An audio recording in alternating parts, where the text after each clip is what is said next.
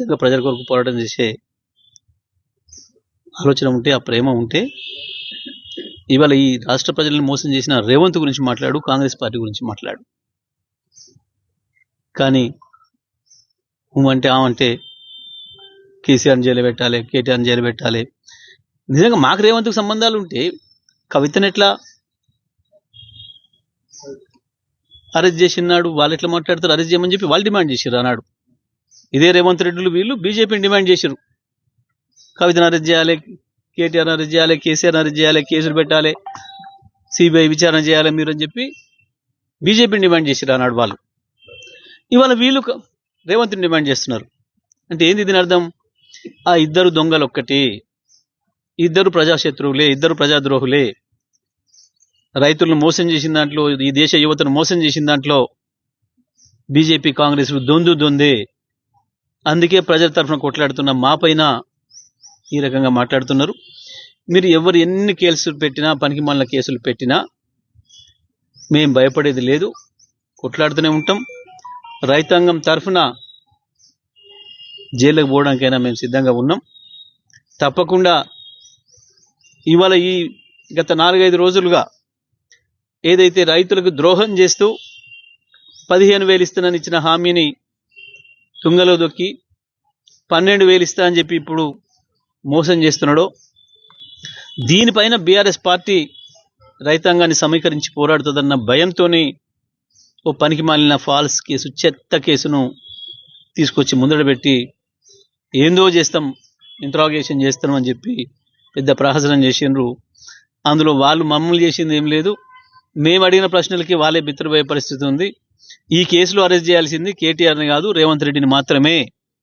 తప్పకుండా అది జరిగి తీరుతుంది. నేను మొదటి రోజే చెప్పిన ఫార్ములా ఈ కేసులో కేటీఆర్ పైన పెట్టిన ఫాల్స్ కేసు నిలబడదు. కానీ ఇదే కేసులో రేవంత్ రెడ్డి జైలుకు పోవాల్సిన పరిస్థితి మాత్రం తప్పకుండా వస్తుంది. ఈ రాష్ట్రానికి, ఈ దేశ సొమ్ముని నష్టం చేసింది రేవంత్ రెడ్డి తప్ప కేటీఆర్ కాదు. ఎట్టి పరిస్థితులలో ఆ కేసు తేలిపోతుంది, వీగిపోతుంది, తిరిగి రేవంత్ మీదకి వస్తుంది, సందేహమేం లేదు. బండి సంజయ్, నువ్వు అనుకున్న రేవంత్ రెడ్డిని కాపాడలేవు. నీవు రేవంత్ రెడ్డితో మిలాకైతే ఏమేమి చేస్తున్నావో మీ బీజేపీ వాళ్ళే మాట్లాడుకుంటున్నారు, గుసగుసలు పెట్టుకుంటున్నారు. అన్నీ ఒకటొకటి బయటకు వస్తాయి. ఎందుకు తొందరపడుతున్నావు, ఎగిరిపడుతున్నావు?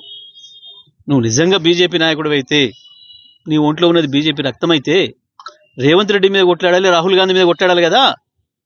కేటీఆర్ పైన, కేసీఆర్ పైన ఎట్లా మాట్లాడతావు? వాళ్ళని జైల్లో పెట్టమని ఎట్లా మాట్లాడతావు? ఇది తెలుస్తలేదా? ప్రజలకు అర్థం కావట్లేదా? నువ్వు ఎందుకు రేవంత్ తరఫున మాట్లాడుతున్నావు? ఆయన రేవంత్ అంటే కాంగ్రెస్ మనకి రాలే కోపం, రేషం గాని బండి సంజయ్కి వచ్చింది ఎందుకు?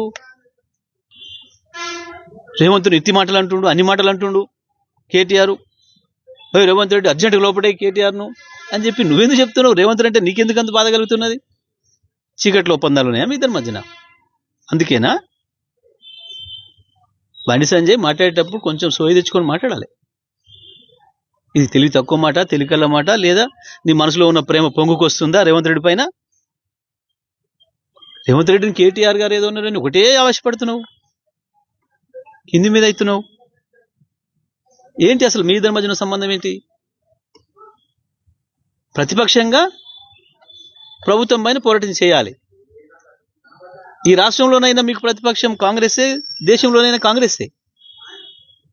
కానీ అది వదిలిపెట్టి ఇటువైపు మాట్లాడుతుంటే దాని అర్థం మీ ఇద్దరి మధ్యన అంత బలమైన సంబంధాలు ఉన్నాయి. రేవంత్ రెడ్డిని ఆ మాట అంటే బాధపడే అంత అనుబంధం నీకు ఉంది అని అర్థం. నమస్కారం. తెలంగాణ రాష్ట్రంలో కాంగ్రెస్ పార్టీ, ప్రత్యేకించి ముఖ్యమంత్రి రేవంత్ రెడ్డికి బండి సంజయ్తో పాటు బీజేపీ నాయకులకు అంతర్గత సంబంధాలు, ఆర్థిక సంబంధాలు, భూ లావాదేవీలు ఉన్నట్లుగా ప్రపంచానికంతా తెలుసు.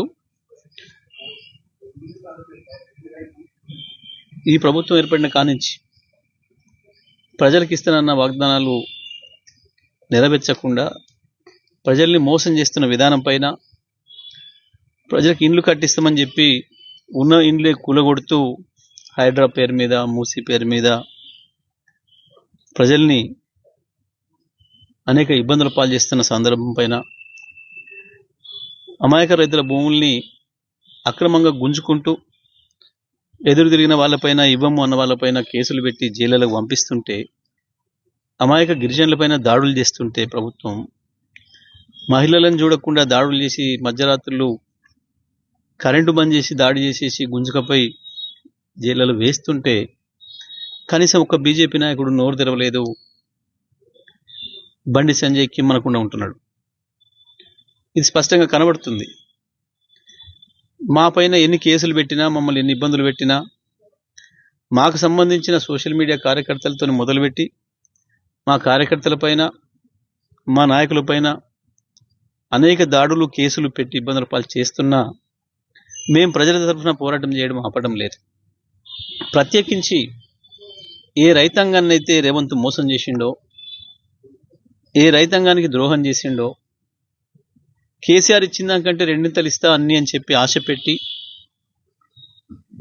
ఒకవైపు యువకుల్ని, మహిళల్ని, ఆటో కార్మికుల్ని, వ్యవసాయ కూలీల్ని, అన్ని వర్గాల ప్రజల్ని మోసం చేసి ఓట్లు వేయించుకొని ఇవాళ అరచేయి చూపిస్తున్నాడో, మొండి చేయి చూపిస్తున్నాడో, దీనిపైన ఒక్కటంటే ఒక్కటి కూడా ఇప్పటి వరకు బండి సంజయ్ మాట్లాడింది లేదు, తెలంగాణలో బీజేపీ వాళ్ళు మాట్లాడింది లేదు.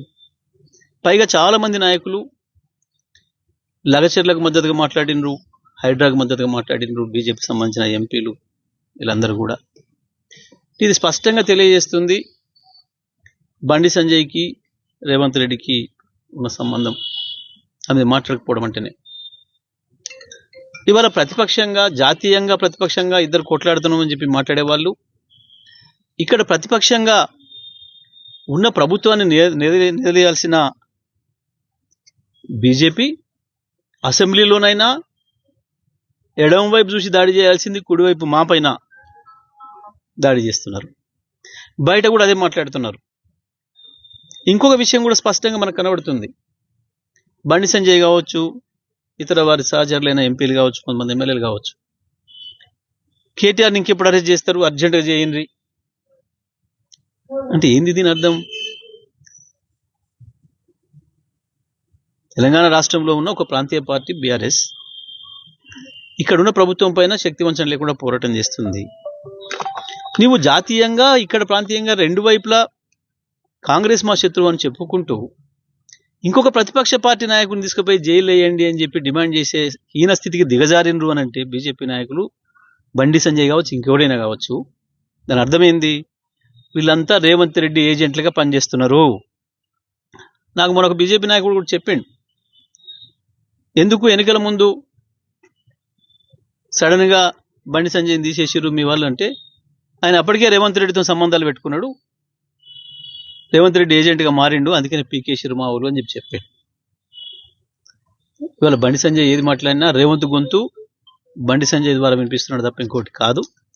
నీకు దమ్ముంటే నిజంగా ప్రజల కొరకు పోరాటం చేసే. హిట్ టీవీ యాప్, ఇందులో short news, live news, entertainment shows, movies, digital magazines తో పాటు మీ జిల్లా వార్తలను కూడా ఫ్రీగా చూడొచ్చు. అంతేకాదు కేజీ నుంచి పీజీ వరకు విద్యార్థులకు స్కాలర్షిప్ కూడా అందిస్తున్నాం. ప్రతి వారం 10 మందికి లక్కీ డ్రా ద్వారా ఒక్కొక్కరికి 10,000 రూపాయలు అందిస్తున్నాం.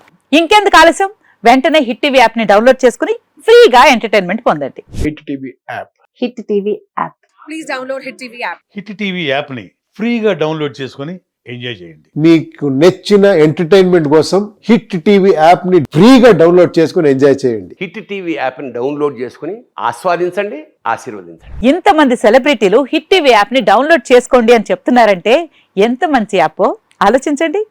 అమెరికా అమెరికా అమెరికా అమెరికాలో చదవాలనుకునే వాళ్ళకి విశ్వసనీయమైన పేరు మన శౌర్య కన్సల్టెన్సీ. UK లో 1 year masters, UK లో 1 year masters, 2 years work permit up to 5 years visa. Contact Saurya Consultancy. Contact 89851 89851.